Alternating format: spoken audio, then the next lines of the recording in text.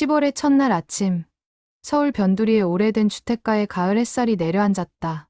30년을 한자리에 서 있던 낡은 2층 단독주택, 그 2층 작은 방의 문이 천천히 열렸다.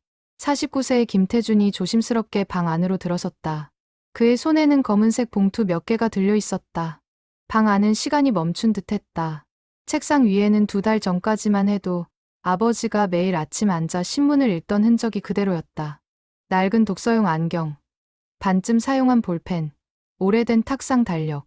달력은 여전히 8월 15일을 가리키고 있었다. 아버지 김성환이 세상을 떠난 날이었다. 태주는 책상 앞에 무릎을 꿇고 앉았다. 78의 생을 마감한 아버지의 유품을 정리하는 일. 그것은 생각보다 훨씬 무거운 작업이었다. 아버지는 평생 말이 없는 사람이었다. 큰 소리를 내는 법도 없었고 자신의 감정을 드러내는 일도 거의 없었다. 그저 묵묵히 가족을 위해 일했고 조용히 미소 지으며 자식들을 바라보던 사람이었다. 아버지, 태준의 입에서 작은 음성이 새어나왔다.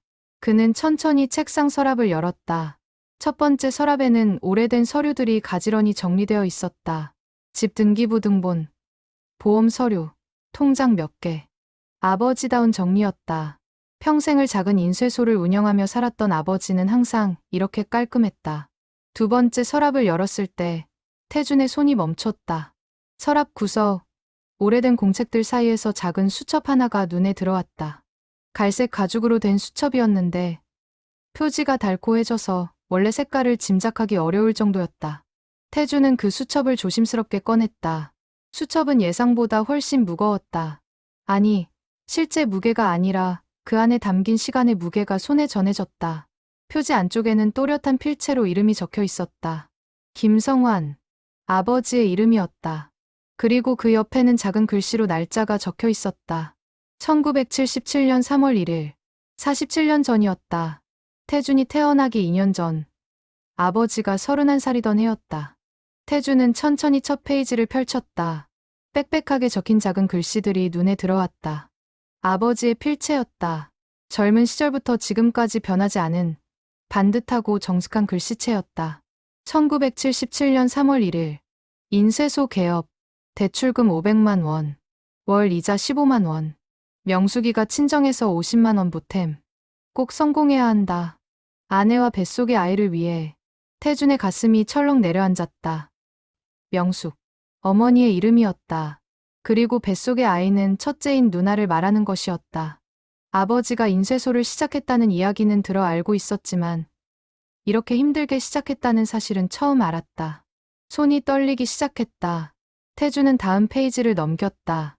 3월 15일, 첫 매출 8만 원, 종이값과 잉크값 빼니 순이익 2만 원. 턱없이 부족하지만 포기할 수 없다. 오늘 명숙이가 입덧이 심해병원 갔다 왔다. 진료비 5천 원. 미안하다. 4월 3일, 납품처 사장이 물건값을 깎아달라고 했다. 30% 깎아주기로 했다. 남는 게 거의 없지만 거래처를 잃을 수는 없다. 오늘부터 저녁 시간에도 일하기로 했다. 4월 20일, 밤 11시까지 일했다. 몸은 피곤하지만 마음은 가볍다. 오늘 순이익 5만 원. 조금씩 나아지고 있다. 명숙이가 가끔 배를 쓸어내리며 미소 짓는다. 아기에게 좋은 아빠가 되고 싶다. 페이지를 넘길 때마다 눈시울이 뜨거워졌다. 태주는 이런 아버지의 모습을 본 적이 없었다. 아니, 보려 하지 않았다. 어렸을 때부터 아버지는 그저 집에 늦게 들어와 피곤한 얼굴로 저녁을 먹고 일찍 잠드는 사람이었다. 주말에도 인쇄소에 나가는 일이 많았고 가족 여행은 1년에 한 번 있을까 말까 했다. 5월 12일, 딸이 태어났다. 아침 6시 42분, 2.9kg. 이름은 지연이. 명숙이가 지어준 이름이다. 작고 여린 손가락이 내 손을 꼭 쥐었다. 이 손을 놓지 않도록 더 열심히 살아야겠다. 출산 비용 12만 원. 대출 이자 밀린 것 같고 나니 통장에 3만 원 남았다. 태주는 수첩을 가슴에 안았다. 47년 전 31살의 아버지가 갓 태어난 딸을 보며 느꼈을 벅참과 동시에 짓눌리는 책임감이 느껴지는 듯했다. 그때 아버지는 무슨 생각을 했을까? 작은 인쇄소 하나로 가족을 먹여 살릴 수 있을지 불안하지 않았을까? 창밖으로 가을바람이 불어왔다. 커튼이 살랑거렸다. 태주는 다시 수첩을 펼쳤다. 이제 겨우 몇 페이지를 읽었을 뿐인데 남은 페이지는 아직도 수백 장이었다. 47년이라는 세월이 이 작은 수첩 안에 고스란히 담겨 있었다. 태주는 책상 앞 의자를 끌어당겨 앉았다. 아버지가 평생 앉아있던 그 자리였다. 그리고 천천히 한 페이지 한 페이지 아버지의 기록을 읽기 시작했다. 바깥 세상의 소음은 더 이상 들리지 않았다. 오직 수첩 속 아버지의 목소리만이 고요한 방 안을 가득 채웠다. 1979년 4월 8일. 태준이가 태어났다. 아들이다. 명숙이가 아들을 낳고 싶어 했는데 소원을 이뤘다. 3.2kg. 건강하게 태어나 다행이다. 하지만 출산 비용과 병원비로 예상보다 많이 들었다. 18만 원. 이번 달 인쇄소 수입이 좋지 않아 걱정이다. 아이 둘을 키우려면 더 열심히 해야겠다. 태주는 자신의 출생 기록 앞에서 한참을 멈췄다. 아버지는 자신이 태어난 순간에도 돈 걱정을 하고 있었다.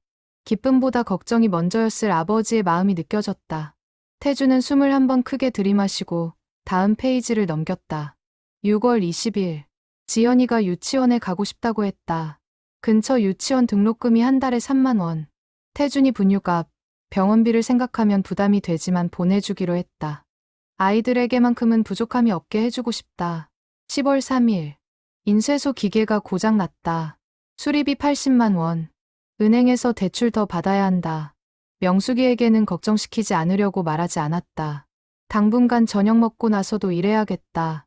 1980년대 초반의 기록들이 이어졌다. 아버지의 하루하루는 생존을 위한 싸움이었다. 경기가 나빠지면 주문이 줄어들었고 원자재 값이 오르면 이윤이 쪼그라들었다. 하지만 수첩 속 아버지는 단 한 번도 포기한다는 말을 쓰지 않았다. 1982년 8월 15일. 올림픽 특수로 인쇄 주문이 많이 들어왔다. 이번 달 순이익 60만 원. 지연이 피아노 학원 보내주기로 했다. 아이가 음악에 재능이 있는 것 같다. 명숙이가 기뻐했다. 1983년 3월 2일. 태준이가 초등학교에 입학했다. 입학 준비물 사는데 15만 원 들었다. 아이가 학교 가는 모습이 의젓하다. 키가 훌쩍 컸다. 친구들과 잘 지냈으면 좋겠다. 태주는 자신의 초등학교 입학 기록을 보며 어렴풋한 기억을 떠올렸다. 그때 아버지는 입학식에 참석하지 못했다. 인쇄소 일이 바빠서라고 어머니가 말했던 기억이 났다. 태주는 그때 서운했다. 다른 친구들은 아버지 손을 잡고 학교에 왔는데 자신만 어머니 손을 잡고 왔으니까. 하지만 수첩 속 아버지는 아들의 입학을 누구보다 기뻐하고 있었다.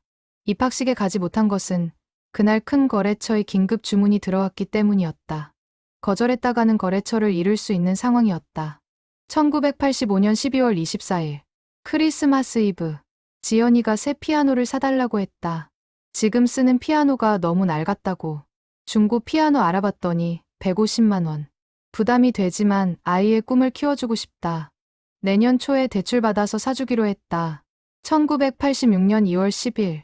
피아노 샀다. 지연이가 너무 좋아했다. 매일 3시간씩 연습한다. 아이가 행복해 보여서 나도 행복하다. 대출 이자가 늘었지만 괜찮다. 조금 더 일하면 된다. 태주는 누나의 피아노를 떠올렸다. 그 피아노는 지금도 1층 거실에 그대로 있었다. 누나는 고등학교 때까지 열심히 피아노를 쳤지만 대학은 음악과가 아닌 경영학과를 선택했다. 현실적인 이유였다. 그때 아버지는 아무 말도 하지 않았다. 그저 고개를 끄덕이며 딸의 선택을 존중했다. 하지만 수첩 속에는 다른 이야기가 적혀 있었다. 1988년 11월 3일. 지연이가 대학 진학을 고민하고 있다. 음악을 계속할지, 다른 길을 갈지. 아이에게 음악을 계속하라고 말하고 싶지만 입 밖으로 내지 못했다. 음악의 길이 얼마나 험한지 알기 때문이다. 아이가 고생할까봐 두렵다. 하지만 아이의 꿈을 포기시킨 것 같아 마음이 아프다. 태준의 눈가가 붉어졌다. 아버지는 그때도 말없이 견디고 있었던 것이다. 딸의 꿈을 응원하고 싶었지만 현실의 벽을 알기에 차마 말하지 못했던 아버지의 마음이 느껴졌다. 1989년 7월 15일. 태준이가 중학교 2학년이 되었다. 요즘 아이가 사춘기인지 말수가 줄었다. 인쇄소에 도와주러 오라고 하면 짜증을 낸다. 아이가 나를 싫어하는 것 같아 마음이 아프다. 하지만 어쩔 수 없다. 아이는 자라는 중이고 나는 그저 묵묵히 지켜봐야 한다. 태주는 그때를 떠올렸다. 중학교 시절 자신은 아버지가 답답했다. 친구들 아버지는 회사원이거나 공무원인데 자신의 아버지만 작은 인쇄소를 운영했다.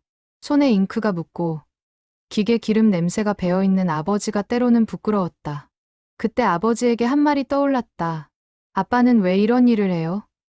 친구들 아빠는 회사 다니던데. 아버지는 그 말에 아무 대답도 하지 않았다. 그저 쓸쓸한 미소를 지었을 뿐이었다. 그리고 다시 일터로 돌아갔다. 수첩 속에는 그날의 기록이 있었다. 1989년 9월 20일. 태준이가 내 일이 부끄럽다는 투로 말했다. 마음이 아팠다. 하지만 아이를 탓할 수는 없다. 더 나은 아버지가 되지 못한 내 잘못이다. 아이에게 멋진 아버지가 되고 싶었는데 나는 여전히 작은 인쇄소 주인일 뿐이다. 하지만 포기할 수 없다. 아이들의 학비를 벌어야 한다. 태주는 수첩을 무릎 위에 내려놓았다. 눈물이 뚝뚝 떨어졌다. 그것들은 수첩 위로 떨어져 아버지의 글씨를 흐리게 만들었다. 태주는 서둘러 눈물을 닦아냈다. 아버지의 기록을 지울 수는 없었다. 창밖으로 석양이 지고 있었다. 태주는 시계를 보았다. 벌써 오후 5시였다. 수첩을 읽기 시작한 지 6시간이 흘렀다. 배는 고팠지만 자리에서 일어날 수가 없었다. 아버지의 기록은 아직도 수백 페이지가 남아 있었다. 태주는 다시 수첩을 들어 올렸다. 1990년대로 넘어가는 페이지였다. 시대가 바뀌어도 아버지의 삶은 크게 달라지지 않았다. 여전히 가족을 위해 일했고 자식들의 작은 소원 하나하나를 기록했으며 자신의 고단함은 숨겼다. 태주는 알았다. 이 수첩은 단순한 일기가 아니었다. 이것은 한 아버지가 가족에게 전하지 못한 사랑의 기록이었다. 말로 표현하지 못했던 모든 감정이 이 작은 글씨들 속에 숨어 있었다. 1990년 3월 1일. 인쇄소 개업 13주년. 그동안 참 많은 일이 있었다. 기계가 고장나고 거래처가 떠나가고 때로는 월급도 제때 못 주던 때도 있었다. 하지만 여기까지 왔다. 지연이는 대학 2학년, 태준이는 중학교 3학년. 두 아이 모두 건강하게 자라주었다. 그것만으로도 감사하다. 태준은 1990년대의 기록을 넘기기 시작했다. 이 시기는 자신에게도 기억이 선명한 때였다. 고등학교에 진학하고 대학 입시를 준비하던 시절, 그리고 아버지와 가장 많이 부딪혔던 시기이기도 했다. 1991년 4월 15일, 태준이가 고등학교에 입학했다. 인근에서 가장 좋은 학교다. 아이가 열심히 공부해서 들어갔다. 자랑스럽다. 입학금과 교복비로 50만 원 나갔다. 학원비는 한 달에 30만 원. 부담이 되지만 아이의 미래를 위해서라면 감수해야 한다. 8월 3일. 요즘 태준이가 학원을 더 다니고 싶다고 한다. 수학 과외도 받아야 한다고. 한 달에 50만 원이 더 든다. 명수기와 의논했다. 우리 식비를 줄이기로 했다. 아이 교육만큼은 포기할 수 없다. 태준은 그때를 떠올렸다. 고등학교 시절, 자신은 좋은 대학에 가고 싶었다. 친구들은 여러 학원을 다녔고 과외를 받았다. 태준도 같은 것을 원했다. 그리고 아버지는 말없이 모든 것을 들어주었다. 하지만 태준은 몰랐다. 그 돈을 마련하기 위해 아버지와 어머니가 어떤 희생을 했는지. 수첩에는 그 기록이 고스란히 남아 있었다. 1992년 2월 10일. 요즘 점심을 거른다. 아침은 집에서 밥 먹고 저녁도 집에서 먹으니까 점심 한 끼쯤은 괜찮다. 명숙이도 같이 점심을 안 먹는다고 했다. 태준이 학원비 때문이라는 걸 아는지 모르는지. 아이에게는 절대 들키면 안 된다. 5월 20일. 인쇄소 직원이 한 명 그만뒀다. 경기가 안 좋아서 월급을 올려줄 수가 없었다. 미안하다. 당분간 혼자 일해야겠다. 일손이 부족하지만 어쩔 수 없다. 태준이 교육비를 줄일 수는 없으니까. 태준의 손이 떨렸다. 아버지는 자신의 점심까지 굶어가며 아들의 학원비를 댔다. 직원도 내보내고 혼자 일하며 아들의 교육을 포기하지 않았다. 하지만 그 사실을 아들에게는 한마디도 하지 않았다. 1993년 11월 25일. 지연이가 결혼한다고 했다. 상대는 괜찮은 청년이다. 회사원이라고 한다. 안정적인 직업이다. 딸이 행복하게 살 수 있을 것 같다. 하지만 결혼 준비가 걱정이다. 예단과 예물, 예식장 비용, 최소 2천만 원은 들 것 같다. 대출을 더 받아야 한다. 1994년 3월 10일. 지연이 결혼식이었다. 딸이 아름다웠다. 웨딩드레스를 입은 모습이 천사 같았다. 식장에서 눈물이 났다. 기쁨도 있지만 이제 딸이 남의 집사람이 된다는 사실이 믿기지 않았다. 결혼 비용으로 2,300만 원 들었다. 대출 이자가 한 달에 40만 원으로 늘었다. 하지만 후회하지 않는다. 딸의 행복이 가장 중요하다. 태주는 누나의 결혼식을 기억했다. 그때 자신은 고등학교 3학년이었다. 대학 입시를 앞두고 있었기에 결혼 준비 과정에 큰 관심을 두지 않았다. 그저 누나가 결혼한다는 것, 그리고 식장에 가서 축하해준 것이 전부였다. 하지만 아버지는 딸의 결혼을 위해 2천만 원이 넘는 빚을 진 것이었다. 그 빚을 갚기 위해 매달 40만 원의 이자를 내야 했다. 그 무거운 짐을 아버지는 혼자 짊어졌다. 1994년 11월 3일, 태준이가 대학 수시 원서를 넣었다. 서울의 명문대학이다. 아이가 그 학교에 가고 싶어 한다. 붙었으면 좋겠다. 하지만 등록금이 걱정이다. 한 학기에 200만 원이 넘는다고 한다. 4년이면 2천만 원 가까이 든다. 게다가 생활비, 책값도 만만치 않을 것이다. 1995년 1월 8일, 태준이가 합격했다. 아이가 기뻐하는 모습을 보니 나도 덩달아 기쁘다. 명숙이가 눈물을 흘렸다. 우리 아들이 명문대에 합격했다고. 자랑스럽다. 이제 등록금을 마련해야 한다. 은행에 대출 상담을 받아봐야겠다. 태주는 자신의 대학 합격 소식에 아버지가 얼마나 기뻐했는지 기억했다. 하지만 그 기쁨 뒤에 숨은 걱정은 몰랐다.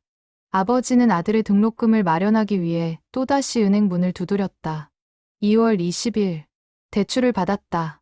학자금 대출 1천만 원. 이자율이 높지만 어쩔 수 없다. 태준이의 4년 등록금과 생활비를 생각하면 더 필요할 것 같다. 하지만 일단 시작하자. 아이가 대학 생활을 잘했으면 좋겠다. 3월 2일, 태준이가 대학에 갔다. 아침 일찍 집을 나서는 아이를 봤다. 새 가방을 메고 설레는 표정으로 현관문을 나섰다. 나도 대학을 나왔더라면 아이에게 더 많은 조언을 해줄 수 있었을 텐데. 고졸인 내가 부족하게 느껴진다. 하지만 아이는 나보다 훨씬 더 나은 인생을 살 것이다. 그것만으로 충분하다. 태주는 눈물을 참을 수 없었다. 아버지는 자신의 학력을 부끄러워하고 있었다. 고등학교를 겨우 졸업하고 바로 일터로 뛰어들어야 했던 아버지. 그 아버지가 아들의 대학 입학을 보며 느꼈을 복잡한 감정이 고스란히 전해졌다. 1997년 8월 15일. 태준이가 군대에 간다. 내일이 입대일이다. 저녁에 온 가족이 모여 밥을 먹었다. 태준이가 머리를 짧게 깎은 모습이 낯설다. 아이가 이제 어른이 되어가고 있다. 군대 다녀오면 더 성숙해질 것이다. 건강하게 다녀오길 바란다. 1998년 3월 10일. IMF가 터졌다. 인쇄소 주문이 절반으로 줄었다. 이번 달 수입이 지난달의 40%밖에 안 된다. 걱정이다.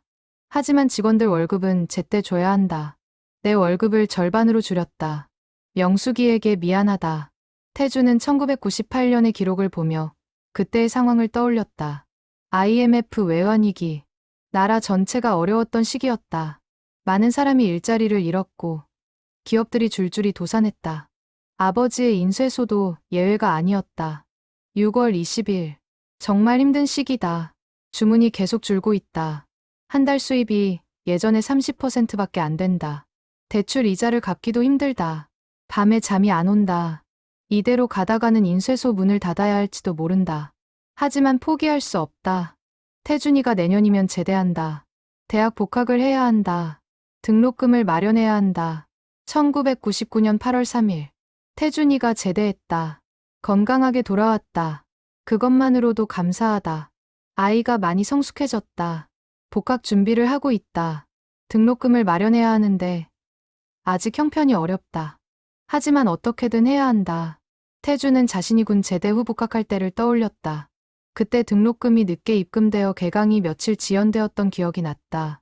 태주는 그때 아버지에게 짜증을 냈다. 아버지, 등록금이 왜 이렇게 늦어요? 개강일 지나서 입금하면 어떡해요? 아버지는 아무 말도 하지 않았다. 그저 미안하다는 표정으로 고개를 숙였을 뿐이었다. 수첩에는 그날의 기록이 있었다. 1999년 8월 25일. 태준이 등록금을 겨우 마련했다. 지연이에게 돈을 빌렸다. 200만 원. 사위에게 미안하다. 태준이가 짜증을 냈다. 등록금이 늦었다고. 아이에게 사정을 말하고 싶었지만 입이 떨어지지 않았다. 아버지가 무능해서 미안하다. 태주는 수첩을 덮었다. 더 이상 읽을 수가 없었다. 가슴이 터질 것 같았다. 자신이 아버지에게 얼마나 잔인했는지 깨달았다. 아버지는 등록금을 마련하기 위해 딸에게까지 손을 벌렸고 그 와중에도 아들의 짜증을 받아냈다. 태주는 책상에 엎드렸다. 그리고 소리 없이 울었다. 47년 전 아버지의 고단한 삶이, 자신이 몰랐던 희생들이 한꺼번에 밀려왔다. 태주는 왜 진작 이 수첩을 발견하지 못했을까? 아버지가 살아계실 때 이것을 발견했더라면. 하지만 이미 늦었다. 아버지는 이 세상에 없었다. 한참을 울고 난 후 태주는 다시 수첩을 펼쳤다. 2000년대로 넘어가는 페이지였다. 밀레니엄이 시작되던 해, 아버지는 50대 중반이었다. 2000년 1월 1일, 새로운 천년이 시작되었다. 지난 세기를 돌아보니 참 많은 일이 있었다. 결혼하고, 아이들이 태어나고, 인쇄소를 시작하고, 힘든 일도 많았지만 후회는 없다. 새로운 천년에는 조금 더 여유로운 삶을 살 수 있을까? 아이들이 모두 잘 자라주었으니 이제는 나와 명숙이의 시간이 조금은 있지 않을까. 하지만 아버지의 소망은 이루어지지 않았다. 2000년대의 기록도 여전히 가족을 위한 희생으로 가득했다. 2001년 2월 15일, 태준이가 대학을 졸업했다. 취업 준비를 하고 있다. 요즘 취업이 어렵다고 한다. 아이가 걱정이다. 좋은 회사에 들어갔으면 좋겠다. 취업 준비하느라 학원비가 한 달에 80만 원 든다. 토익, 컴퓨터, 면접 준비. 요즘 청년들은 참 힘들다. 7월 3일, 태준이가 취업했다. 중견기업이다. 연봉은 2,500만 원이라고 한다. 요즘 신입사원 평균 정도라고. 아이가 기뻐하는 모습을 보니 나도 기쁘다. 이제 내 역할은 끝난 것 같다. 아이가 스스로 설 수 있게 되었다. 태주는 자신이 취업했을 때를 떠올렸다. 그때 자신은 자랑스러웠다. 좋은 대학을 나와 괜찮은 회사에 취직했으니까. 하지만 부모님께 감사하다는 말은 제대로 하지 않았다. 당연한 것처럼 여겼다. 2003년 5월 20일, 명숙이가 무릎이 아프다고 한다. 병원에 가봤더니 퇴행성 관절염이라고 한다. 수술을 해야 할 수도 있다고. 명숙이가 평생 나를 위해 고생했는데 제대로 돌봐주지 못해 미안하다. 수술비를 모아야겠다. 10월 10일, 명숙이 수술했다. 수술은 잘 되었다. 하지만 회복하는 데 시간이 걸린다고 한다. 재활 치료를 받아야 한다. 수술비와 입원비로 800만 원 들었다. 태준이가 300만 원을 보태주었다. 아들이 장성해서 부모를 돕는다. 고맙고 기특하다. 태준은 어머니의 수술 때를 기억했다. 그때 자신은 직장 생활 3년 차였다. 부모님께 300만 원을 드렸는데 그것이 전부인 줄 알았다. 나머지 500만 원은 아버지가 마련하셨다는 사실을 이제야 알았다. 2005년 4월 8일, 태준이가 결혼한다고 했다. 상대는 같은 회사 동료라고 한다. 좋은 여자인 것 같다. 아들이 결혼해서 가정을 꾸린다니 기쁘다. 하지만 결혼 비용이 걱정이다. 요즘 결혼 비용이 예전과 비교할 수 없을 정도로 많이 든다고 한다. 최소 5천만 원은 준비해야 한다고. 9월 15일, 태준이 결혼식이었다. 아들이 신부와 함께 입장하는 모습을 보니 눈물이 났다. 아들이 이제 한 가정의 가장이 된다. 잘 살았으면 좋겠다. 결혼 비용으로 5,500만 원 들었다. 집 담보 대출을 받았다. 이 나이에 또 빚을 지게 되었다. 하지만 후회하지 않는다. 아들의 행복이 가장 중요하다. 태주는 자신의 결혼식을 떠올렸다. 그때 부모님께서 예단과 예물, 예식장 비용을 모두 부담해 주셨다. 태주는 당연한 것처럼 받았다. 부모님이 하는 것이니까. 하지만 그 돈을 마련하기 위해 아버지가 집을 담보로 대출을 받았다는 사실은 몰랐다. 2006년 3월 20일, 손자가 태어났다. 태준이의 아들이다. 이름은 민준이. 작고 예쁘다. 내가 할아버지가 되었다. 신기하고 기쁘다. 하지만 요즘 애들 키우는데 돈이 많이 든다고 한다. 태준이가 회사 월급만으로는 부족하다고 했다. 돕고 싶지만 내 형편도 넉넉하지 않다. 미안하다. 2007년 11월 3일, 태준이가 집을 사고 싶다고 했다. 전세로 살고 있는데 집값이 계속 오르니 이제 집을 사야 할 것 같다고. 하지만 자금이 부족하다고 한다. 얼마를 도와달라고 했다. 3천만 원. 큰 돈이다. 고민했다. 지금 인쇄소 형편도 좋지 않고 대출 이자도 갚아야 하는데 하지만 아들이 집을 마련하는 것을 돕고 싶다. 2008년 1월 15일, 태준이에게 3천만 원을 주었다. 영숙이와 의논해서 노후 자금으로 모아둔 돈을 꺼냈다. 우리 노후는 조금 더 일하면 된다. 아들이 집을 마련하는 것이 더 중요하다. 태준이가 고맙다고 했다. 아들이 잘 살면 그것으로 충분하다. 태준은 자신이 집을 샀을 때를 떠올렸다. 부모님께 3천만 원을 빌렸는데 그것이 부모님의 노후 자금 전부였다는 사실을 몰랐다. 태준은 그 돈을 빌렸다고 생각했지만 아버지는 주었다고 생각하고 있었다. 태준은 아직 그 돈을 갚지 못하고 있었다. 아니, 갚으려는 노력조차 제대로 하지 않았다. 집을 사고 아이를 키우고 생활하느라 바빴다는 핑계였다. 2010년 6월 10일, 인쇄소 문을 닫았다. 디지털 인쇄가 대세가 되면서 우리 같은 작은 인쇄소는 살아남기 힘들다. 33년을 운영한 인쇄소였다. 이곳에서 아이들을 키웠다. 이곳에서 땀 흘리며 가족을 먹여 살렸다. 문을 닫는 날, 기계들을 바라보며 눈물이 났다. 하지만 어쩔 수 없다. 시대가 변했다. 이제 다른 일을 찾아야 한다. 태주는 아버지가 인쇄소 문을 닫았을 때를 기억했다. 그때 자신은 이제 쉬시면 되겠네요 라고 말했다. 아버지의 나이가 64이었다. 은퇴하기에 적당한 나이라고 생각했다. 하지만 아버지는 쉬지 않았다. 7월 1일, 경비 일을 시작했다. 근처 아파트 단지 야간 경비다. 밤 10시부터 아침 6시까지. 월급은 120만 원. 많지 않지만 어쩔 수 없다. 집 대출 이자를 갚아야 한다. 명숙이가 말렸다. 나이도 있는데 야간 일은 힘들다고. 하지만 주간 일자리는 구하기 어렵다. 괜찮다. 할 수 있다. 태주는 아버지가 경비 일을 하신다는 사실을 알고 있었다. 하지만 그것이 집 대출 이자를 갚기 위해서였다는 사실은 몰랐다. 자신에게 준 3천만 원 때문에 아버지가 노후 자금을 잃었고, 그래서 64세 나이에 야간 경비 일을 시작하셨다는 것을 2012년 8월 15일, 명숙이가 쓰러졌다. 뇌졸중이라고 한다.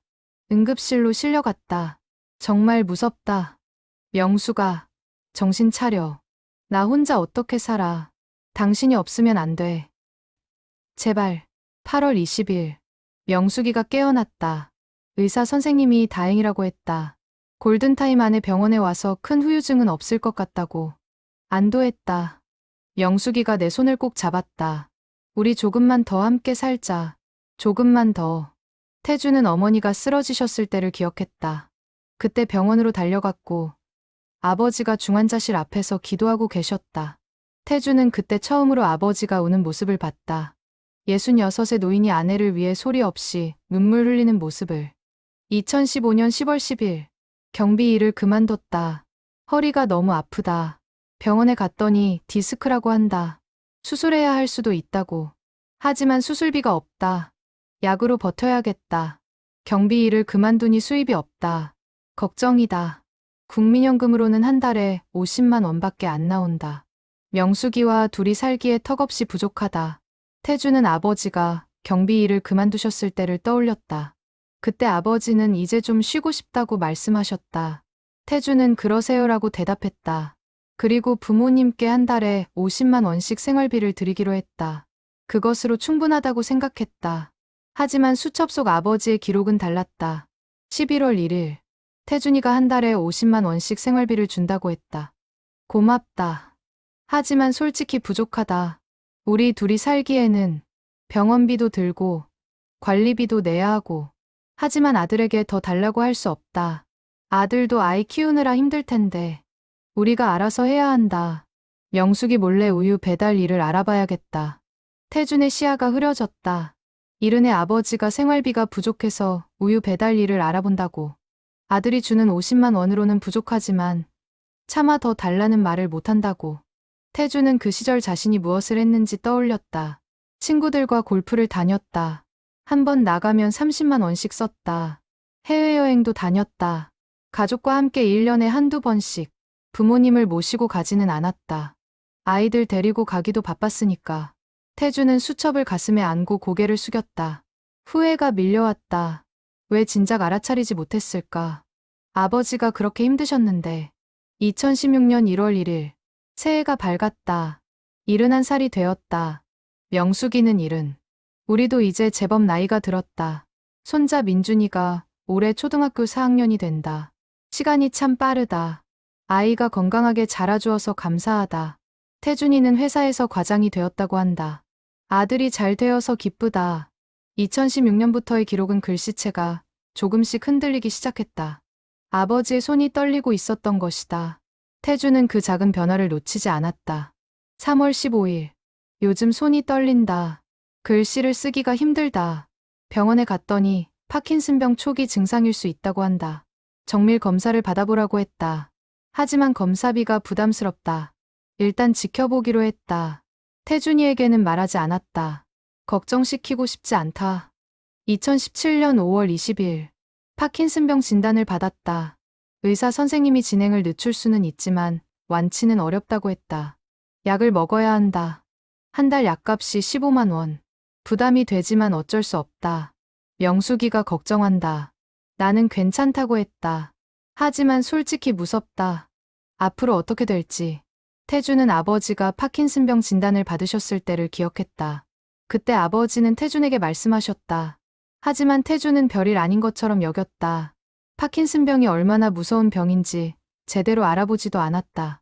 그저 약 잘 드세요라는 말만 하고 일상으로 돌아갔다. 8월 10일. 손떨림이 심해졌다. 젓가락질도 힘들다. 명숙이가 밥을 떠먹여준다. 72의 노인이 아내에게 밥을 떠먹여 받는다. 창피하고 미안하다. 명수가 고생시켜서 미안해. 당신을 행복하게 해주지 못해서 미안해.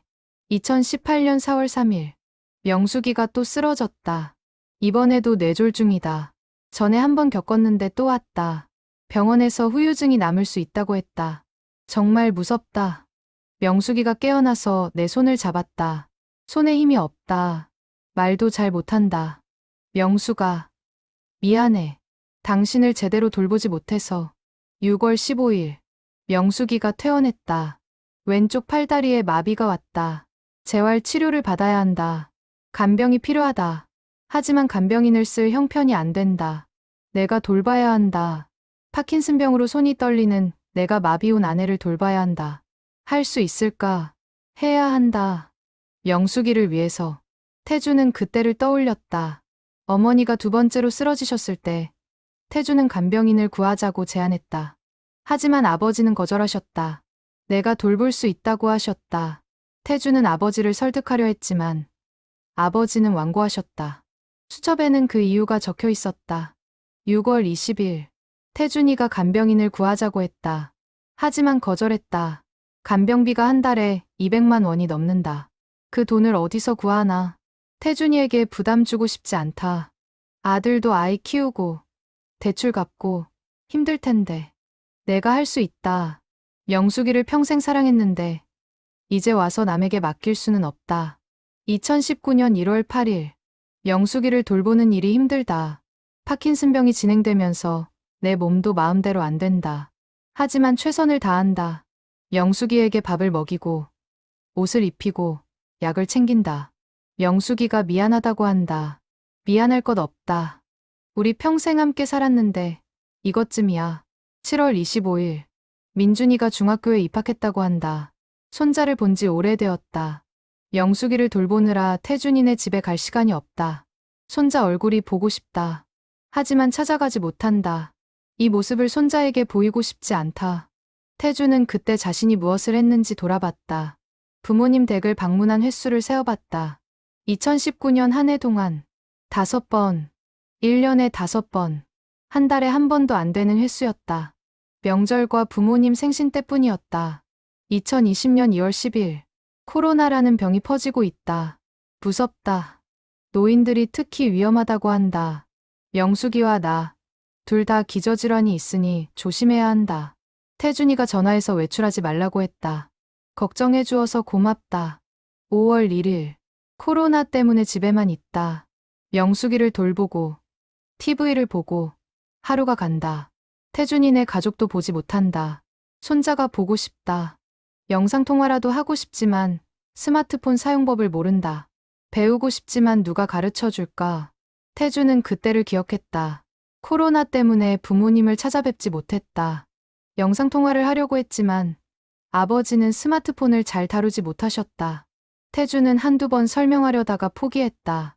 복잡해 보이니까 그냥 전화로 목소리만 들으면 되지 않느냐고 생각했다. 하지만 아버지는 손자의 얼굴을 보고 싶어 하셨다. 2021년 8월 15일. 76이 되었다. 파킨슨병이 많이 진행되었다. 걷기도 힘들다. 명숙이 상태도 좋지 않다. 말을 거의 못한다. 하지만 눈빛으로 소통한다. 명숙이가 나를 바라볼 때 그 눈에서 사랑을 느낀다. 우리 평생 함께 살았다. 이제 조금 남았다. 함께 갈 수 있을까? 2022년 3월 20일. 명숙이가 세상을 떠났다. 오늘 아침 조용히 잠든 채로 깨어나지 않았다. 명숙아, 먼저 가면 어떡해? 나 혼자 어떻게 살아? 49년을 함께 살았는데 당신 없는 세상은 생각할 수 없는데.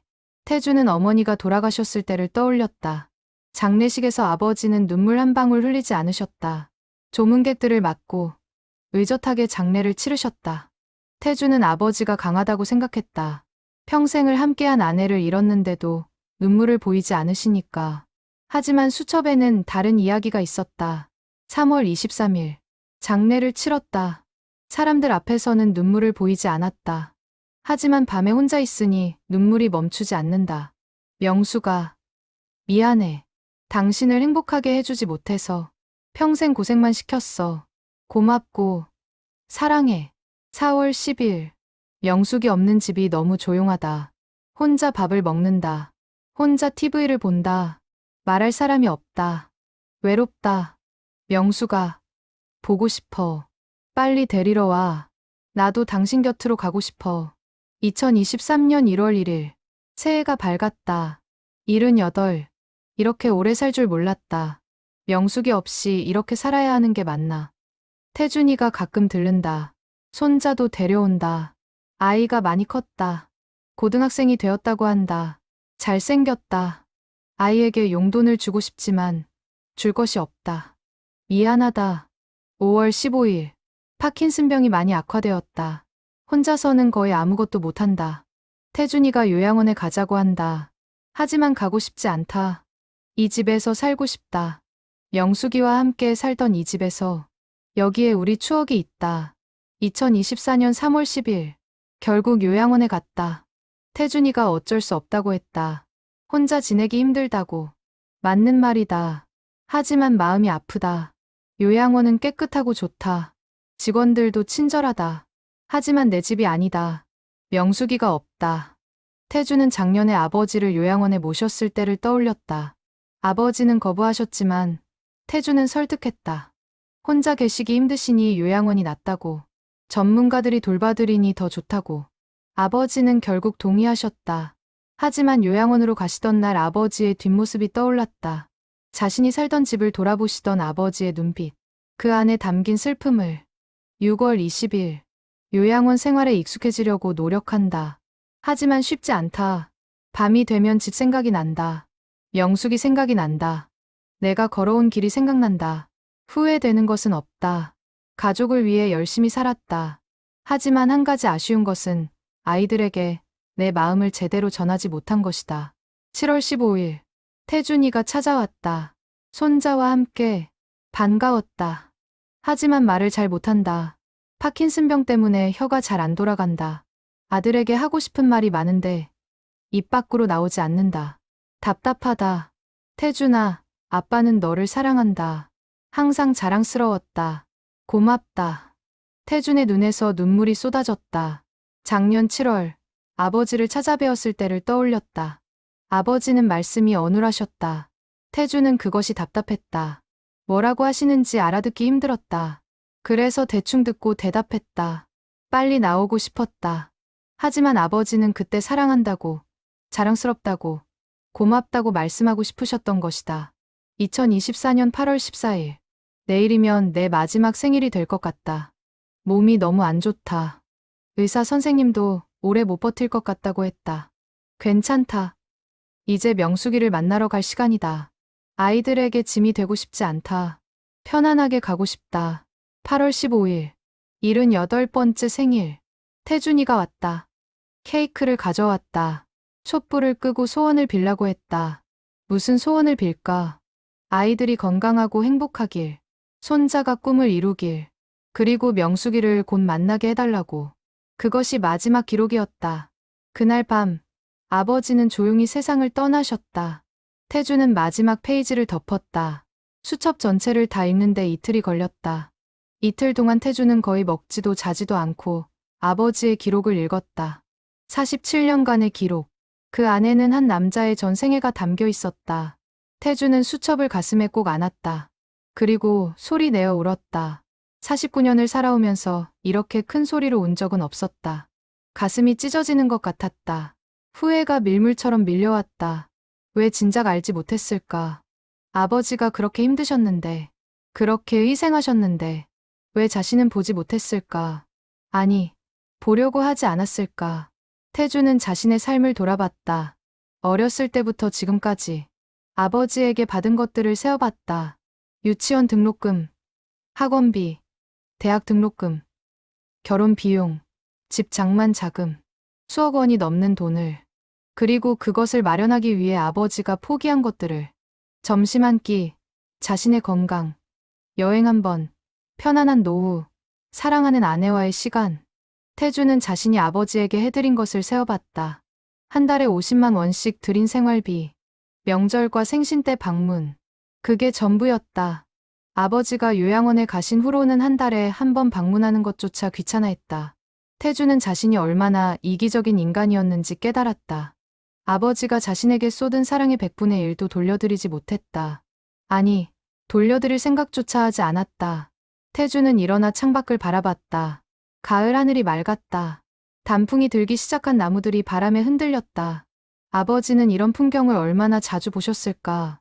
인쇄소에서 일하면서, 경비실에서 밤을 지새우면서, 요양원 창밖을 바라보면서, 태주는 다시 책상으로 돌아왔다. 그리고 책상 서랍을 하나씩 열기 시작했다. 수첩 외에 다른 것이 있을까 싶어서였다. 세 번째 서랍을 열었을 때 작은 봉투 하나가 눈에 들어왔다. 봉투에는 태준에게라고 적혀 있었다. 아버지의 필체였다. 태준은 떨리는 손으로 봉투를 열었다. 안에는 편지 한 장과 통장 하나가 들어 있었다. 편지부터 펼쳤다. 태준아, 이 편지를 읽고 있다면 아빠는 이미 세상을 떠났을 것이다. 아빠가 하고 싶었던 말들을 이제야 편지로 남긴다. 태준아, 아빠는 너를 정말 사랑한다. 내가 태어난 날부터 지금까지 단 하루도 너를 사랑하지 않은 날이 없었다. 너를 위해 무엇이든 할 수 있었다. 그것이 아빠의 행복이었다. 아빠가 너에게 멋진 아버지였는지는 모르겠다. 좋은 대학을 나온 것도 아니고 큰 회사에 다닌 것도 아니다. 작은 인쇄소를 운영하다가 실패했고 늙어서는 경비 일을 했다. 때로는 내가 아빠를 부끄러워하는 것 같았다. 그래도 괜찮았다. 아빠의 역할은 너를 자랑스럽게 만드는 것이 아니라 너를 지키는 것이었으니까. 아빠가 후회하는 것이 하나 있다면 너에게 내 마음을 제대로 표현하지 못한 것이다. 사랑한다는 말, 자랑스럽다는 말을 더 많이 했어야 했는데 아빠는 말이 없는 사람이었다. 그래서 행동으로 보여주려고 했다. 하지만 그것도 부족했던 것 같다. 이 통장은 내가 집을 살 때 빌려간 3천만 원이다. 너는 빌렸다고 생각했겠지만 아빠는 처음부터 주는 거였다. 하지만 내가 부담 가질까봐 빌려주는 척했다. 그 돈을 갚으려고 힘들어하지 마라. 아빠가 너에게 주고 싶었던 돈이다. 이 통장에 조금 돈이 있다. 많지는 않다. 500만 원 정도. 아빠가 경비 일하면서 조금씩 모은 돈이다. 이것을 민준이 대학 등록금에 보태라. 손자가 좋은 대학에 가서 공부했으면 좋겠다. 아빠가 손자에게 해줄 수 있는 마지막 선물이다. 태준아, 아빠는 행복했다. 너와 지연이를 키우면서, 엄마와 함께 살면서 정말 행복했다. 힘든 순간도 많았지만 후회는 없다. 너희들이 있어서 아빠는 견딜 수 있었다. 부디 건강하게 잘 살아라. 민준이를 잘 키워라. 내 아내를 사랑하며 살아라. 그리고 가끔은 아빠를 떠올려 다오. 아빠는 항상 너를 사랑한다. 사랑하는 아들아. 고맙고 미안하고 사랑한다. 아빠가. 태주는 편지를 읽으며 눈물을 흘렸다. 편지 위로 눈물이 떨어져 글씨를 흐리게 만들었다. 태주는 서둘러 편지를 내려놓았다. 아버지의 마지막 편지를 망칠 수는 없었다. 통장을 열어봤다. 정말로 500만 원이 들어 있었다. 아버지가 경비 일을 하시면서 한 푼 두 푼 모으신 돈, 손자를 위해 남겨두신 돈. 태주는 통장을 가슴에 안았다. 그리고 다시 한번 크게 울었다. 이번에는 더 길게, 더 깊게 울었다. 가슴 속에 쌓여있던 모든 후회와 그리움이 눈물로 쏟아져 나왔다. 한참을 울고 나서 태주는 천천히 일어났다. 아버지의 수첩과 편지, 그리고 통장을 정성스럽게 챙겼다. 그리고 방을 나섰다. 계단을 내려가 1층 거실로 갔다. 거실에는 아버지의 영정 사진이 놓여 있었다. 아버지는 사진 속에서 미소 짓고 계셨다. 편안한 미소였다. 태주는 영정 사진 앞에 무릎을 꿇었다. 아버지, 목이 메었다. 태주는 한참을 말을 잇지 못했다. 그저 아버지 사진을 바라보며 눈물만 흘렸다. 아버지, 죄송해요. 정말 죄송해요. 제가 너무 못난 아들이었어요. 아버지가 저를 위해 그렇게 희생하셨는데 저는 몰랐어요. 아니, 알려고 하지 않았어요. 제 편한 대로만 생각했어요. 태주는 아버지의 수첩을 사진 앞에 놓았다. 아버지가 47년 동안 쓰신 수첩을 읽었어요. 한 페이지 한 페이지가 다 눈물이었어요. 아버지의 삶이 얼마나 힘들었는지, 저를 위해 얼마나 많은 것을 포기하셨는지 알았어요. 너무 늦게 알았어요. 아버지가 살아계실 때 알았어야 했는데. 태주는 편지를 펼쳐 다시 한번 읽었다. 아버지는 저에게 고맙다고, 미안하다고, 사랑한다고 하셨는데요. 그 말은 제가 아버지께 드려야 할 말이에요. 고맙습니다. 저를 낳아주시고 키워주셔서. 아버지가 아니었다면 지금의 제가 없었을 거예요. 미안합니다. 불효자인 아들을 낳아서 고생만 하셨죠. 사랑합니다. 아버지를 정말 사랑해요. 이제야 표현하게 되어서 죄송해요. 태주는 고개를 조아렸다. 그리고 오랫동안 그 자세를 유지했다. 아버지께 용서를 구하듯이, 아버지의 사랑에 감사하듯이. 태주는 집으로 돌아왔다. 저녁 8시였다. 아내 수진이 저녁 준비를 하고 있었고, 아들 민준이는 자기 방에서 공부하고 있었다. 평범한 저녁 풍경이었다. 오빠, 어디 갔다 와요? 아버님 댁 갔다는 연락받고 이틀째인데요. 걱정했어요. 수진이 걱정스러운 얼굴로 물었다. 태주는 아무 대답도 하지 못했다. 그저 수첩을 꺼내 식탁 위에 놓았다. 이게 뭐예요? 아버지가 47년 동안 쓰신 수첩이에요. 태준의 목소리가 떨렸다. 수진은 남편의 눈이 빨갛게 부어있는 것을 알아차렸다. 오빠, 읽어봐요. 꼭 읽어봐요. 태주는 아내에게 수첩을 건넸다. 그리고 아들 방으로 갔다. 민준이는 책상에 앉아 수학 문제를 풀고 있었다. 민준아. 네. 아빠. 16살 아들이 고개를 돌렸다.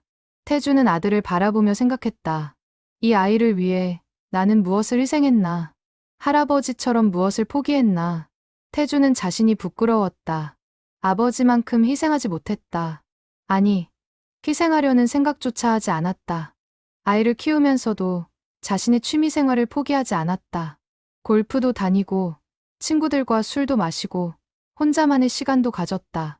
아버지는 그런 것들을 모두 포기하셨다. 자신만의 시간, 취미, 휴식, 모든 것을 가족을 위해 바치셨다. 민준아, 할아버지 기억나니? 네, 조금요. 민준이는 솔직하게 대답했다. 할아버지가 돌아가신 것이 석 달 전이었지만 민준이와 할아버지는 그렇게 자주 만나지 못했다. 1년에 몇 번 정도, 명절과 생신 때. 할아버지가 너를 정말 사랑하셨어. 너를 위해 돈도 모으셨어. 대학 갈 때 쓰라고. 태주는 아들에게 통장을 보여줬다. 민준이의 눈이 커졌다. 이게 할아버지가? 응. 할아버지가 경비 일하시면서 모으신 돈이야. 손자 대학 등록금에 보태라고. 민준이의 눈에 눈물이 맺혔다. 16살 소년에게도 그 의미가 전해졌다. 아빠, 저 할아버지한테 잘 못했어요. 할아버지 뵈러 가기 싫다고 짜증도 냈어요. 할아버지가 말씀도 어눌하시고 요양원 냄새도 싫다고. 태주는 아들을 꼭 안아주었다. 아빠도 그랬어. 아빠도 할아버지한테 잘 못했어. 너보다 훨씬 더 못했어. 부자는 한참을 그렇게 안고 있었다.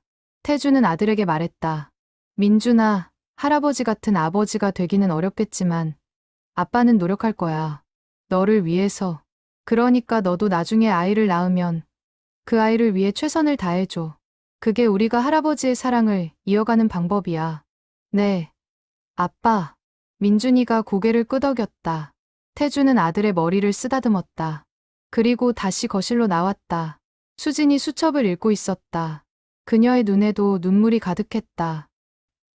오빠, 아버님이 이렇게. 수진은 말을 잇지 못했다. 태주는 아내 옆에 앉았다. 나 정말 못된 사람이었어. 장인어른 장모님한테는 훨씬 더 잘했어. 명절 때마다 용돈도 많이 드리고, 여행도 보내드리고. 근데 우리 아버지한테는 한 달에 50만 원이 전부였어. 수진이 남편의 손을 잡았다. 오빠 잘못만은 아니에요. 저도 몰랐어요. 아버님이 그렇게 힘드신 줄. 우리 더 잘해드려야 했는데. 이제 늦었어. 아버지는 안 계셔. 태준의 목소리가 떨렸다. 수진이 남편을 안아주었다. 오빠, 이제라도 알았잖아요. 아버님의 사랑을. 그리고 우리가 할 수 있는 일이 있어요. 뭔데? 아버님의 사랑을 전하는 거예요. 다른 사람들에게. 수진의 말에 태주는 고개를 들었다. 이 수첩을, 이 이야기를 다른 사람들과 나누는 거예요. 아버님 같은 분들이 세상에 얼마나 많을까요? 자식을 위해 희생하시면서도 말 한마디 못하시는 부모님들. 그분들의 사랑을 우리가 알려드리는 거예요. 태주는 아내의 말을 곱씹었다. 그리고 천천히 고개를 끄덕였다. 그래. 그게 아버지를 기리는 방법이겠구나. 태주는 다음날 누나에게 전화했다. 누나, 아버지 수첩 찾았어. 무슨 수첩? 아버지가 47년 동안 쓰신 수첩. 누나도 읽어봐야 해. 태주는 누나를 만나 수첩을 보여줬다. 지연도 수첩을 읽으며 눈물을 흘렸다. 우리 아버지가 이렇게 힘드셨구나. 누나는 몰랐어? 몰랐지. 아버지가 말씀을 안 하셨잖아. 항상 괜찮다고만 하셨어. 지연은 자신이 결혼할 때를 떠올렸다. 아버지가 2천만 원이 넘는 빚을 지시면서도 딸에게는 아무 말씀도 하지 않으셨다. 그저 딸이 행복하기만을 바라셨다. 태준아, 우리 너무 못된 자식들이었어. 알아. 근데 이제라도 알았잖아. 그리고 우리가 할 수 있는 일을 해야 해. 태주는 누나에게도 수진이의 제안을 이야기했다. 지연도 동의했다. 그래. 아버지의 사랑을 많은 사람에게 전하자. 그게 아버지를 기리는 방법이야. 남매는 아버지의 수첩을 정리하기 시작했다. 개인적인 내용은 빼고 아버지의 희생과 사랑이 담긴 부분들을 추려냈다. 그리고 블로그에 조금씩 올리기 시작했다. 반응은 뜨거웠다. 많은 사람이 공감했다. 댓글이 수백 개씩 달렸다. 저희 아버지도 이러셨을 것 같아요. 눈물이 나네요. 당장 부모님께 전화드려야겠어요. 아버지 살아계실 때 더 잘해드릴 걸. 태주는 댓글 하나하나를 읽으며 울었다. 자신만 못난 자식이 아니었다. 많은 사람이 부모의 사랑을 뒤늦게 깨닫고 있었다. 그리고 후회하고 있었다. 태주는 결심했다. 이 이야기를 더 많은 사람에게 전해야겠다고. 아버지의 47년 희생이 헛되지 않도록. 그리고 한 사람이라도 더 부모님께 잘해드릴 수 있도록. 수첩을 발견한 지 한 달이 지났다. 태준의 삶은 많이 달라졌다. 가장 큰 변화는 가족과의 시간이었다. 태준은 저녁 약속을 줄였다. 친구들과의 술자리, 골프 약속, 그런 것들을 과감하게 취소했다. 대신 집에서 아내, 아들과 시간을 보냈다. 함께 저녁을 먹고, TV를 보고, 이야기를 나눴다. 아빠, 요즘 일찍 오시네요. 민준이가 신기하다는 듯 말했다. 응, 아빠가 깨달은 게 있거든. 가족과의 시간이 가장 소중하다는 거. 태주는 아들에게 할아버지 이야기를 자주 들려주었다. 할아버지가 얼마나 가족을 사랑하셨는지, 어떻게 희생하셨는지. 민준이는 그 이야기를 들으며 할아버지를 더 그리워하게 되었다. 아빠, 저 할아버지 산소 가고 싶어요. 그래? 이번 주말에 가자. 주말, 태주는 가족들과 함께 아버지 산소를 찾았다. 수진과 민준이, 그리고 누나 가족까지. 모두가 아버지 앞에 무릎을 꿇었다. 아버지, 저희 왔어요. 태주는 아버지 묘비 앞에 수첩을 놓았다. 아버지가 쓰신 수첩 덕분에 많은 걸 깨달았어요. 이제라도 알게 되어 다행이에요. 늦었지만요. 묘비는 아무 대답이 없었다. 하지만 태주는 느낄 수 있었다. 아버지가 미소 짓고 계시는 것을. 민준이가 묘비 앞에 꽃을 놓으며 말했다. 할아버지, 대학 등록금 고마워요. 할아버지가 모아주신 돈 잘 쓸게요. 그리고 할아버지처럼 좋은 아버지가 될게요. 나중에 제가 아빠가 되면요. 태주는 아들의 말을 들으며 눈시울이 뜨거워졌다. 아버지의 사랑이 손자에게까지 전해지고 있었다. 이것이 바로 사랑의 유산이었다. 태주는 일터에서도 변했다. 후배들에게 더 관대해졌다. 그들의 실수를 이해하려 노력했다. 그리고 그들이 힘들어할 때 격려해 주었다. 과장님, 요즘 많이 달라지셨어요. 한 후배가 말했다. 그래. 어떻게? 전에는 좀 까다로우셨는데 요즘은 따뜻하세요. 태주는 웃었다. 아버지한테 배운 거야. 다른 사람을 대할 때 더 너그럽게, 더 따뜻하게. 태주는 블로그를 통해 아버지 이야기를 계속 올렸다. 방문자 수가 점점 늘어났다. 어느 날은 하루 방문자가 10만 명을 넘었다. 댓글도 수천 개가 달렸다. 어느 날, 한 출판사에서 연락이 왔다. 이 이야기를 책으로 만들고 싶습니다. 태주는 고민했다. 아버지의 사적인 이야기를 책으로 내도 되는 걸까? 하지만 수진이 말했다. 오빠, 아버님도 원하실 거예요. 자신의 이야기가 많은 사람에게 위로가 된다면. 태주는 책을 쓰기로 결심했다. 제목은 아버지의 낡은 수첩으로 정했다. 아버지가 47년간 쓰신 수첩을 바탕으로 아버지의 희생과 사랑을 담은 책이었다. 책을 쓰는 과정은 쉽지 않았다. 수첩을 읽을 때마다 눈물이 났다.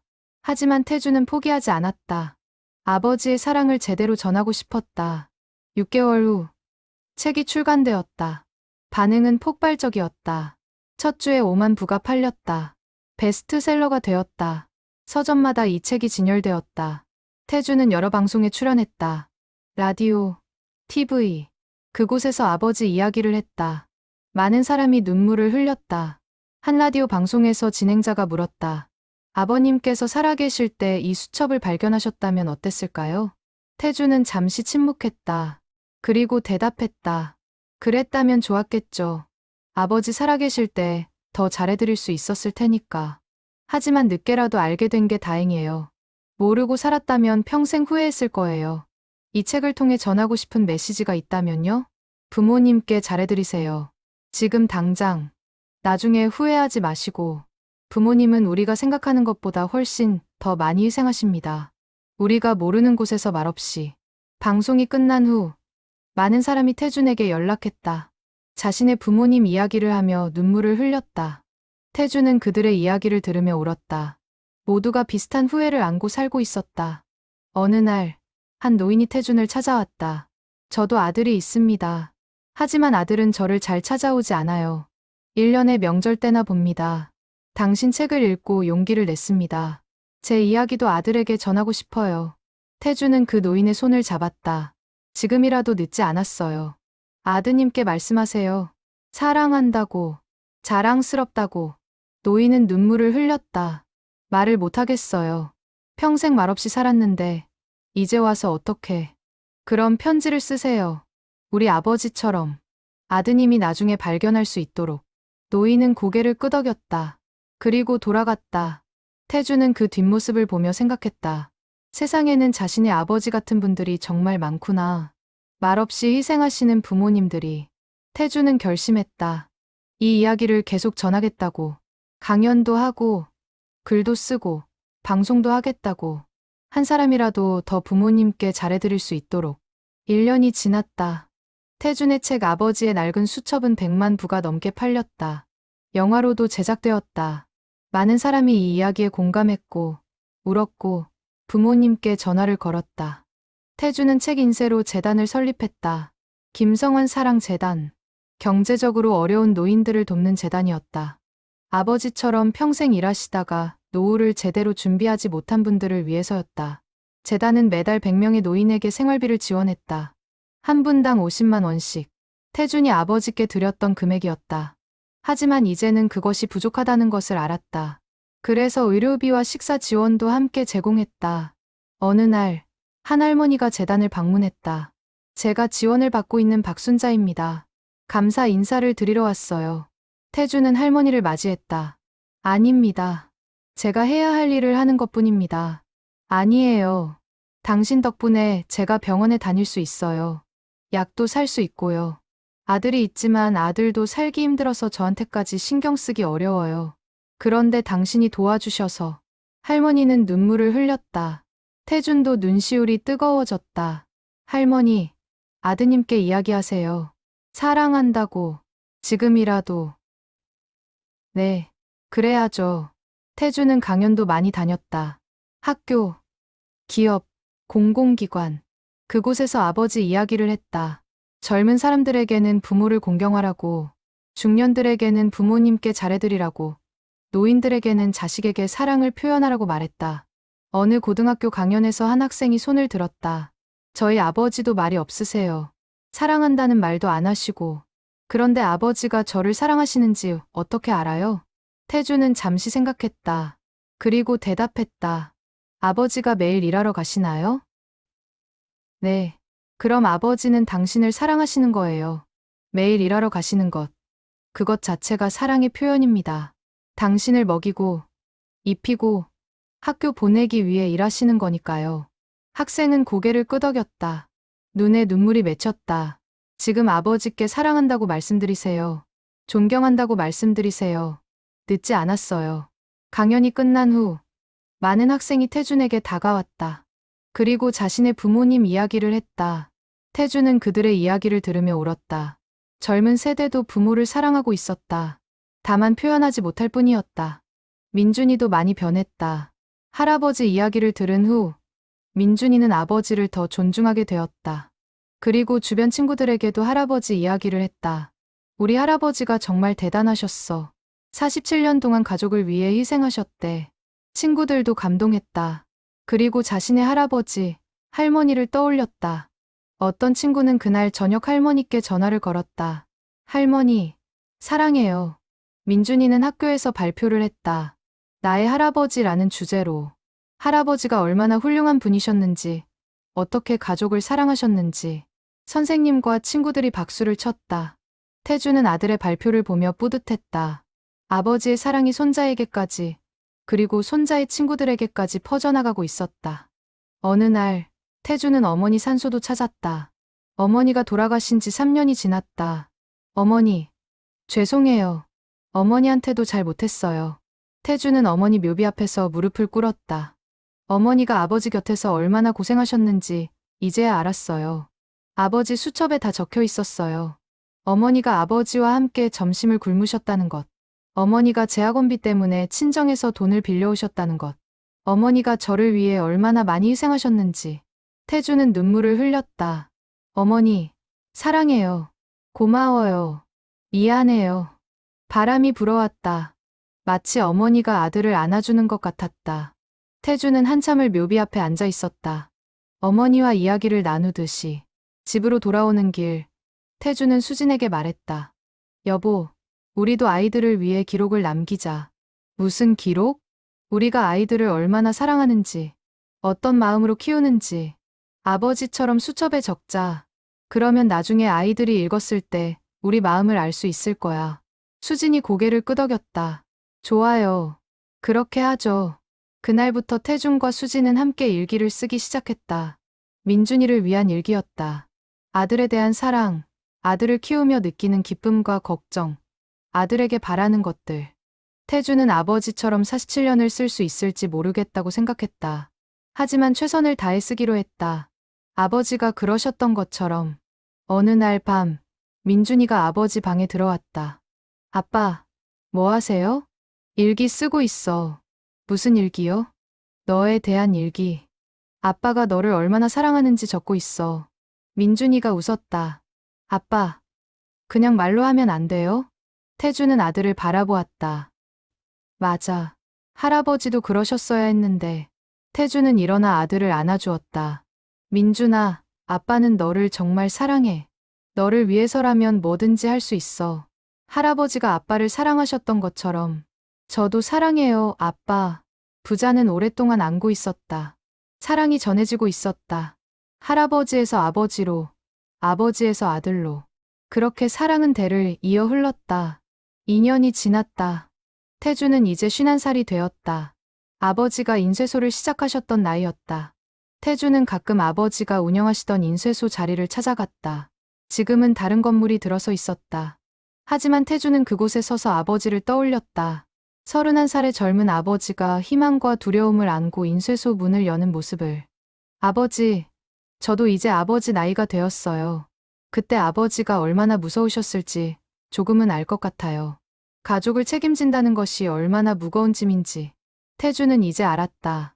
부모가 된다는 것의 의미를, 자식을 사랑한다는 것의 무게를, 그리고 그 사랑을 표현하지 못하는 부모들의 안타까움을. 태준의 책은 여러 나라에 번역되었다. 일본, 중국, 미국, 유럽, 전 세계 사람들이 이 이야기를 읽고 울었다. 부모의 사랑은 국경이 없었다. 어느 나라든 부모는 자식을 위해 희생했다. 어느 날, 일본에서 한 독자가 편지를 보내왔다. 당신의 책을 읽고 아버지께 전화했습니다. 20년 만에 처음으로 사랑한다고 말했습니다. 아버지가 우셨습니다. 감사합니다. 태주는 그 편지를 읽으며 울었다. 자신의 이야기가 지구 반대편 사람에게까지 닿았다는 것이 감동적이었다. 민준이는 이제 고등학교 3학년이 되었다. 대학 진학을 앞두고 있었다. 어느 날 민준이가 아버지에게 말했다. 아빠, 저 심리학과에 가고 싶어요. 심리학과? 네, 사람들의 마음을 이해하고 싶어요. 할아버지처럼 말없이 사랑하시는 분들의 마음도 알고 싶고요. 그래서 상담 전문가가 되고 싶어요. 태주는 아들을 보며 미소 지었다. 좋은 생각이다. 할아버지도 기뻐하실 거야. 민준이는 열심히 공부했다. 그리고 원하는 대학의 심리학과에 합격했다. 합격 소식을 듣고 태주는 가족들과 함께 아버지 산소를 찾았다. 아버지, 민준이가 대학에 합격했어요. 심리학과요. 할아버지가 모아주신 돈 잘 쓸게요. 민준이도 할아버지께 절을 했다. 할아버지, 저 열심히 공부해서 훌륭한 상담사가 될게요. 할아버지 같은 분들을 도울 수 있는 사람이 되겠습니다. 바람이 불었다. 가을 하늘이 맑았다. 아버지가 미소 짓는 것 같았다. 태주는 이제 회사에서 임원이 되었다. 더 바빠졌지만 가족과의 시간만큼은 꼭 지켰다. 매일 저녁 가족과 함께 식사했고 주말에는 아내와 데이트를 했다. 그리고 한 달에 한 번은 아버지 산소를 찾았다. 아버지, 저 이제 행복해요. 가족과 함께 있는 시간이 가장 행복해요. 아버지가 그러셨던 것처럼 태주는 아버지의 수첩을 여전히 가지고 다녔다. 힘들 때마다 펼쳐 읽었다. 그러면 힘이 났다. 아버지가 그 어려운 시간들을 견디셨다면 자신도 할 수 있다는 용기가 생겼다. 재단도 점점 커졌다. 이제는 매달 500명의 노인을 지원했다. 그리고 젊은 세대에게 교육도 제공했다. 학교를 찾아가 강연을 하고 책을 기증하고 장학금도 주었다. 어느 날 태주는 방송 인터뷰를 했다. 아버지의 수첩을 발견한 지 3년이 되었습니다. 지금 심경이 어떠신가요? 여전히 아버지가 그립습니다. 하지만 이제는 덜 후회합니다. 아버지의 사랑을 많은 사람에게 전했으니까요. 그리고 저도 아버지를 닮아가려고 노력하고 있으니까요. 아버님께서 지금 이 모습을 보신다면 뭐라고 하실까요? 태주는 잠시 생각했다. 그리고 웃으며 대답했다. 아마 잘했다. 아들아라고 하실 것 같아요. 그리고 사랑한다고 하실 것 같고요. 방송이 끝나고 태주는 혼자 아버지 산소를 찾았다. 해가 지고 있었다. 석양이 묘비를 비췄다. 아버지, 제가 잘하고 있는 거 맞죠? 아버지의 사랑을 전하는 거 계속해도 되죠? 바람이 대답했다. 나무집들이 살랑거렸다. 태주는 그것이 아버지의 대답이라고 느꼈다. 계속하라고, 잘하고 있다고. 태주는 묘비의 이마를 댔다. 아버지, 사랑해요. 정말 사랑해요. 이제야 제대로 말하네요. 늦어서 죄송해요. 하지만 이제라도 말할 수 있어서 다행이에요. 태주는 한참을 그렇게 있었다. 아버지와 함께 있는 것 같았다. 아버지의 따뜻한 손길이 느껴지는 것 같았다. 집으로 돌아오는 길, 태주는 민준이에게 전화했다. 민준아, 뭐해? 공부하고 있어요. 아빠, 너무 무리하지 마. 건강이 제일 중요해. 네. 아빠, 걱정 마세요. 민준아. 네. 사랑한다. 잠시 침묵이 흘렀다. 그리고 민준이가 대답했다. 저도 사랑해요, 아빠. 태주는 전화를 끊고 하늘을 올려다봤다. 별이 빛나고 있었다. 그중 가장 밝은 별 하나가 태준을 내려다보고 있었다. 아버지였다. 아버지, 저 이제 알아요. 사랑은 말로만 하는 게 아니라는 거. 행동으로, 희생으로, 헌신으로 보여주는 거라는 거. 아버지가 평생 그렇게 하셨잖아요. 저도 그렇게 할게요. 민준이에게, 제 가족에게, 그리고 제가 만나는 모든 사람에게. 별이 깜빡였다. 아버지가 웃는 것 같았다. 태주는 집으로 들어갔다. 수진이 저녁을 준비하고 있었다. 오빠, 어디 갔다 와요? 아버지 뵈러 갔다 왔어. 수진이 남편을 안아주었다. 오빠, 아버님이 자랑스러워하실 거예요. 우리 잘하고 있는 거 맞지? 그럼요. 오빠는 훌륭한 아들이에요. 그리고 훌륭한 남편이고 훌륭한 아버지예요. 태주는 아내를 꼭 안았다. 그리고 생각했다. 자신은 정말 행복한 사람이라고. 좋은 아버지를 두었고, 좋은 아내를 만났고, 좋은 아들을 낳았다. 아버지의 낡은 수첩. 그것은 단순한 일기장이 아니었다. 그것은 사랑의 기록이었다. 47년간의 희생과 헌신이 담긴 사랑의 증거였다. 그리고 그 사랑은 지금도 계속되고 있었다. 태준에게서 민준이에게로, 민준이에게서 그의 자녀들에게로. 사랑은 대를 이어 흘렀다. 영원히. 하늘의 별이 다시 깜빡였다. 아버지가 말하는 것 같았다. 잘했다. 아들아. 사랑한다.